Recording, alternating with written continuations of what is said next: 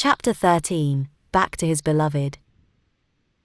Monday, December 24, 2018. Listening to the beeping of the UPS truck backing up, Bernadette stood still, embracing her best friend Leonora, waiting patiently for the Ziegler casket to be carried out of the truck.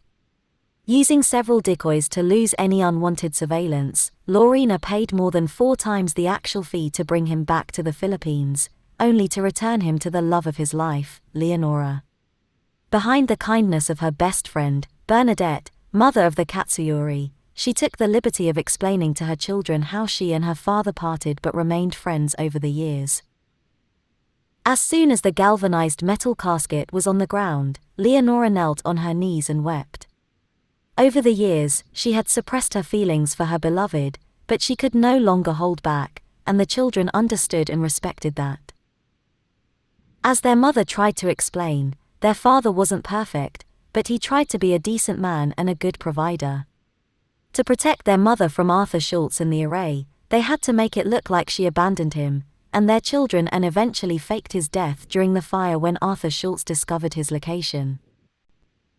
After the remains of Samuel were cremated, Bernadette and the Katsuyori sisters agreed to give their father's ashes over to Leonora. Holding the stainless steel urn that contained his ashes, she felt grateful and so much loved. Sitting on the warehouse's infamous sofa, while being embraced by Tammy, tears fell down her eyes as she unexpectedly sensed his presence. It was Samuel, and at that moment, smiling, she was looking into his eyes. Reminiscent of her fond memories of being together, she recalled the days when she got sick with severe dengue fever.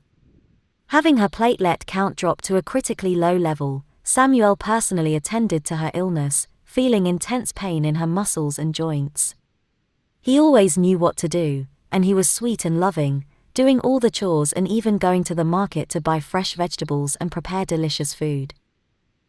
Deliberately letting go of Samuel's final farewell, she was now looking at Tammy's face, staring with a delightful smile, and she smiled back at her. Joining their company, Bernadette approached them and said jokingly, "Hey, can I borrow my daughter from the bitch?" Bursting into laughter, Leonora ordered Tammy to go to her mother.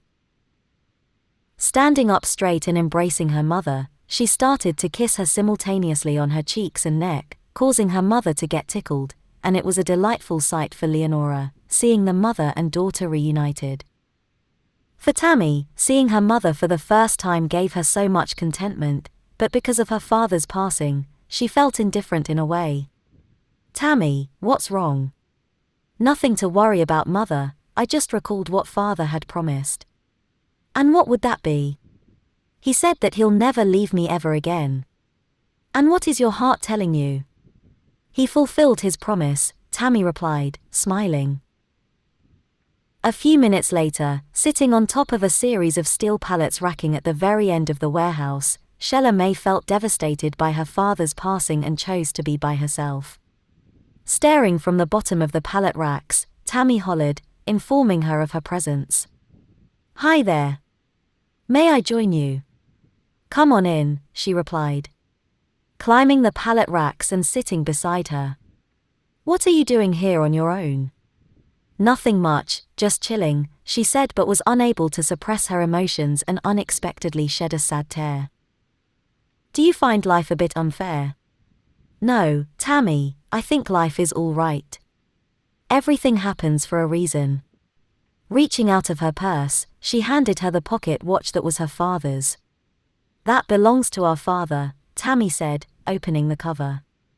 "It used to have my mother's picture, but I replaced it with my father's, so I can give it to you with my mother's permission." "Thank you, Tammy. You're very kind." "I'm so proud to be your sister," replied Shella May, smiling. Epilogue. A few days later, working at her cargo trailer, Lorena was interrupted by the ringing of her secured phone. She answered, "Hello. Mrs. Katsuyori. Dr. Kenjung Chow, so nice to hear from you. How are you doing today?" "I'm feeling good, thank you for asking. I just called to thank you for the assistance that you've rendered to me and my family. We're forever in your debt."